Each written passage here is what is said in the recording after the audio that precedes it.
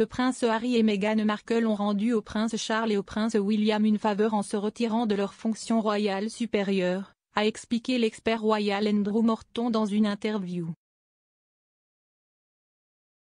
Le duc et la duchesse de Sussex ont marqué 2 ans depuis qu'ils ont décidé de se retirer de la famille royale au début du mois. Ils ont annoncé dans un communiqué à l'époque qu'ils partageraient leur temps entre le Royaume-Uni et l'Amérique du Nord et se concentreraient sur de nouvelles entreprises caritatives. Ils ont continué à faire un travail impressionnant pour des œuvres caritatives et ont été vus livrer de la nourriture aux résidents de Los Angeles dans le besoin pendant la pandémie. Ils ont également signé des accords avec les géants du streaming Netflix et Spotify, réalisé une interview controversée avec Oprah Winfrey, et Harry a également confirmé qu'il publiera ses mémoires l'année prochaine.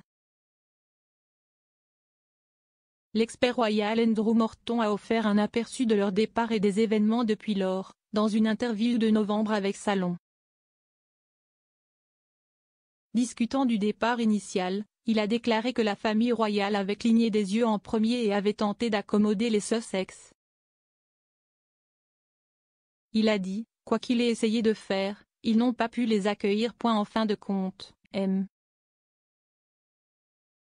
Morton a soutenu que la décision de Harry et Meghan de lever les bâtons avait rendu le prince Charles et le prince William une faveur. Il a expliqué, je pense que l'ironie est que le prince Charles et le prince William se considéraient comme les dirigeants de la monarchie allégée. D'une certaine manière, Harry et Meghan leur ont rendu service en quittant le navire, plutôt que de leur demander de marcher sur la passerelle. Ils auraient eu un rôle de soutien, et leur position aurait été progressivement inférieure à l'ordre hiérarchique, à mesure que Louis, Charlotte et George sont tous arrivés à maturité. Il a ajouté, Meghan et Harry ont une génération pour vraiment avoir un impact. Puis après, ce sera, oh, Meghan qui ? Le déménagement outre-Atlantique, a affirmé M. Morton, était en préparation depuis un certain temps. Il a expliqué, Harry, 6 mois après leur mariage, a eu des discussions détaillées avec Oprah dans un hôtel de Londres et plusieurs responsables des médias, parlant de ce qui est finalement devenu The You Can't See et parlant de ses propres luttes.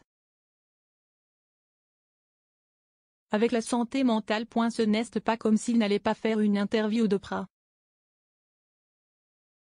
Qu'il soit à l'intérieur ou à l'extérieur de la famille royale, il allait faire celui-là. Il a ajouté, je pense que le récit qu'il aimerait projeter est qu'ils sont arrivés à Los Angeles avec quelques valises et un doudou et sieste tout. Je pense que la réalité est qu'il avait prévu ce déménagement à Hollywood depuis un certain temps, pas nécessairement là où ils allaient vivre. Il a affirmé que les premières conversations avec Oprah Winfrey avaient commencé en décembre 2018, tandis que Meghan était en pourparlers séparés sur la série Pearl qu'elle produira pour Netflix. M. Morton a déclaré, ainsi, bien que le plan n'ait pas été entièrement élaboré, je ne suggérerais pas qu'il était des bébés dans les bois. Il a souligné qu'il y avait eu un cynisme instinctif de la part d'une grande partie de la société britannique et américaine, malgré la volonté de Meghan d'accepter les particularités de la famille royale. Il a dit, elle a changé. Elle devenait citoyenne britannique. Elle a été baptisée dans l'Église d'Angleterre. Elle a abandonné tous les comptes de médias sociaux qu'elle avait. Malgré un tel cynisme et des critiques à l'encontre des Sussex, M. Morton a déclaré qu'il y avait des raisons d'être optimiste dans le camp des Sussex. Il a déclaré, le fait même qu'ils puissent se rendre à New York et faire comparaître le maire et le gouverneur au tribunal est un signe de leur prestige international. Et le fait qu'ils soient connus par leur prénom, comme Madonna, est aussi un signe de leur popularité. Il va être très intéressant de voir comment ils se taillent une carrière sans minère eux-mêmes, ce à quoi ils se sont toujours opposés.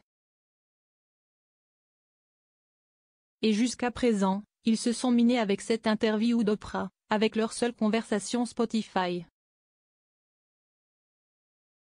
Il s'est demandé s'il avait le talent de produire des scripts comme le hit de Netflix Squid Game dans leur nouveau rôle de producteur de télévision et de films.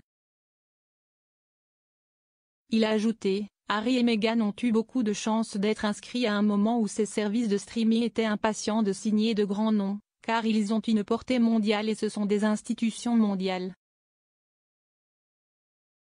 Il reste à voir s'ils vaudront l'argent qu'ils seront payés.